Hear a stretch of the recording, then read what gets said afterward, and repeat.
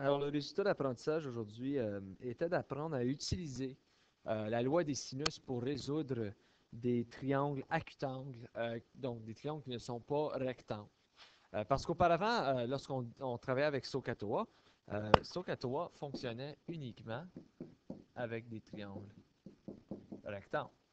Fait que quand j'avais quelque chose comme ceci. Bon. Fait que là, je me disais, OK, qu'est-ce qui est l'information qui est donnée? Mais là, je regarde le triangle qui est ici. 78, 29 degrés et 65 comme un des côtés. Il n'y en a pas un de ces côtés, de ces angles-là qui est de 90 degrés. Donc, vous allez apprendre sous peu que SOHCAHTOA ne fonctionne pas avec ceci. Donc, vous devez utiliser ce qu'on appelle la loi des sinus pour résoudre ceci. OK? Alors, la loi des sinus, ce qu'elle dit, c'est le rapport de A divisé par le sinus de l'angle A est aussi égal à le rapport de B divisé par le sinus de B, qui est aussi égal à C divisé par le sinus de C. Fait que là, il y en a qui font peut-être comme OK. Ce qui est important de noter d'abord et avant tout. OK? Petit A, c'est ton côté. Gros A, c'est l'angle qui est en face de ton côté. OK? Petit B, c'est un côté. Gros B, c'est l'angle qui est en face de mon côté. Et enfin, petit c, c'est le côté. Et le gros c, c'est l'angle qui est en face de mon côté. Alors, le côté A divisé par le sinus de l'angle A est aussi égal au côté B divisé par le sinus de l'angle B, qui est aussi égal au côté C divisé par le sinus de l'angle C. OK. Donc, si on regarde ceci, on a un triangle. Le voilà. Fait qu'on va identifier, on commence toujours par identifier nos côtés. Si ça, c'est l'angle A, le côté A est ici. L'angle B est ici, donc le côté B est ici. L'angle C est ici, donc ça, c'est le côté C. On va commencer par les calculer, voir qu'est-ce que ça donne. Fait que le côté A, c'est 9 divisé par le sinus de 60 degrés. Si vous punchez ça dans votre calculatrice, vous allez vous retrouver avec 10,93 pour ce rapport. Le côté B, c'est 10,038 divisé par le sinus de 75. Si je calcule tout ça, ça va me donner 10,93. Et le côté C, c'est 7,348 divisé par le sinus de 45. Et si vous calculez ceci, ça va aussi vous donner 10,93. Ce qui démontre que tous ces trois rapports-là sont exactement pareils. Okay? Donc, un côté divisé par son angle va être le même. Vous allez voir dans un instant pourquoi on utilise ceci. De l'autre côté, je peux aussi faire le contraire. On va vérifier c'est quoi le signe de A divisé par le côté A. Fait que ça va être signe de 60 divisé par 9.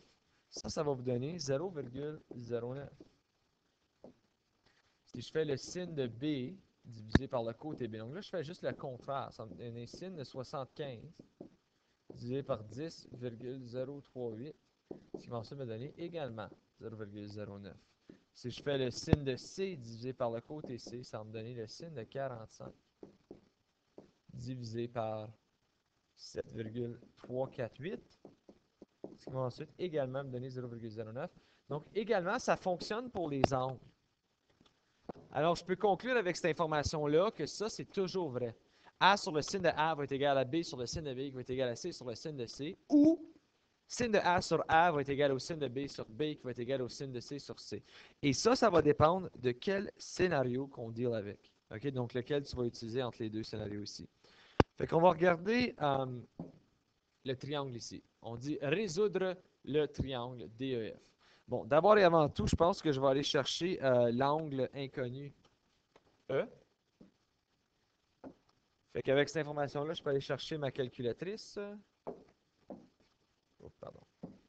Alors, 180 moins 110 moins 82. Ça va donc me donner 28 degrés ici. Alors, tu écris d'abord et avant tout ton information. Là, je n'ai pas ABC, j'ai DEF au lieu d'ABC. J'espère que ça ne fait pas des gens comme courir par la porte puis se sauver. C'est pas si pire que ça. Tout ce que tu as à faire, c'est identifier tes côtés. D, E, F, parce qu'ils sont en face de leur angle.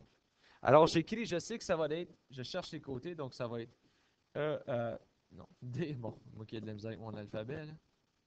Sin de D est égal à E sur sin de E, qui est égal à F sur sin de F. Alors, avant que vous commenciez à paniquer comment est-ce que j'utilise ça, mets l'information dans l'équation. Le côté D, je ne le connais pas, fait que c'est encore D. Le sinus de D, c'est sinus de 70, va être égal à... Le côté E, il est 15 sur le sinus de 28. Ah, lui, je l'ai au complet. Le côté F, c'est F sur le sinus de 82. Alors, pour utiliser la loi du sinus, tu as seulement besoin de prendre 2 des 3 cas. Parce qu'on veut savoir c'est quoi D, puis on veut savoir c'est quoi F. Bon, tu connais déjà E. Fait que tu vas prendre E avec un des deux autres de votre choix. Vous allez voir dans un instant pourquoi. Donc, c'est une multiplication à 3, là. Fait que, multiplication, c'est une égalité à 3. Je peux en choisir 2 des 3 et le réécrire. Donc, je sais que D sur le sinus de 70 va être égal à 15 sur le sinus de 28. Bon. Maintenant, je veux savoir c'est quoi D. Mais j'ai toute l'information sauf D, donc je peux isoler fois le sinus de 70 fois le sinus de 70, parce que le D est divisé par sinus. Ça donne donc que D est égal à 15 fois le sinus de 70 divisé par le sinus de 28. Et vous prenez votre calculatrice. Donc, je sais que j'ai le sinus de 70 fois 15 et tout ça divisé par le sinus de 28. 30,02, ça va être mon D. Et voilà ma réponse finale pour mon D. Je n'ai pas encore trouvé mon F par contre. Pour trouver mon S, je vais faire la même chose. Je vais choisir ces deux-là. Donc, je vais avoir que F sur sinus de 82 est égal à 15 sur le sinus de 28. Alors, je fais maintenant fois sin de 82 pour isoler mon F. Fois sin de 82. Ça me donne donc que le côté F est égal à 15 fois le sinus de 82 divisé par le sinus de 28. Et je prends ma calculatrice et je calcule le sinus de 82 fois 15 divisé par, ensuite je mets le sinus de 28. Ça me donne donc 31,64 comme valeur de F ici. Alors, j'ai trouvé mes deux grandeurs. E est 30,02. Pardon, D est 30,02. Et F ici est 31,64. Voilà la résolution de mon triangle. Si je regarde à lui maintenant, je me retrouve encore une fois avec une situation similaire. Donc, je vais juste simplement faire le côté C dans ce cas ici. Et j'ai même pas besoin de trouver l'autre angle pour le faire. Donc, mettons, je liste l'information. Donc, je sais ça c'est A, ça c'est B, ça c'est C. Okay, dans ce cas ici, je peux commencer à insérer l'information. A sur sin de A doit être égal à B sur sin de B, qui doit être égal à C sur sin de C. Donc, je remplis ce que je connais. A sur, je ne connais pas sin de A. Bon, mais déjà, ça va m'annuler pas mal ce que je sais ici. Ça me donne 48 sur le sin de 75, qui va être égal à C sur sin de 50. Alors, je cherche le côté C. Je regarde, je vais sélectionner ces deux côtés ici. Pourquoi? Mais bien, A, il est pas mal loser, là. Il me sert pas grand-chose, le A. Il y a A sur sin de A. Bon, si je voulais quelque chose de moins utile que ça, j'irais au max. Donc, dans ce cas ici, je peux rien faire avec A sur sin de A, mais je cherche C, donc je dois le sélectionner, et mon B ici, il est complètement rempli d'informations. Fait que je peux le réécrire, 48 sur le sinus de 75. Ça va être égal à C sur le sinus de 50. Alors, je l'isole, fois le sinus de 50. Ça l'annule ici, fois le sinus de 50. Ce qui va donc ensuite me donner 48 fois le sinus de 50 divisé par le sinus de 75 va être égal à mon côté C. Alors, je mets ça dans mon équation. Bon, le sinus de 50 fois 48 divisé par le sinus de 75.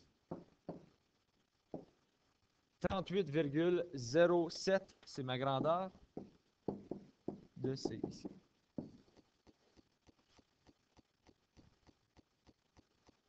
Alors, ceci met fin à la leçon d'aujourd'hui. Si jamais vous avez des questions, n'hésitez pas à m'envoyer un message sur Edmodo.